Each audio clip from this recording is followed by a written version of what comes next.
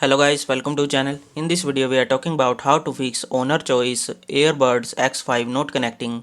To fix your owner choice Earbud X5 connection issue, first of all you have to charge the earbuds. Ensure both the earbuds are fully charged. Place them in the charging case and verify the charging indicators. After that you have to restart Bluetooth, turn off the Bluetooth on your device and wait for few seconds, then turn it back on. And then you have to reset the earbud. For that you have to place the earbud back in the charging case and then you have to press and hold the button on the case for about 10 seconds until the LED indicator flash.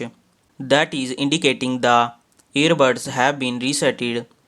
Then you have to reconnect the earbuds. For that you have to forget the owner choice earbud X5 from your device Bluetooth setting and then turn off the Bluetooth on your device and then turn it back on. After repair the earbud with your device, you have to check your earbuds are working correctly or not. Hopefully this video help you to fix the owner choice earbud X5 not connecting. Thanks for watching.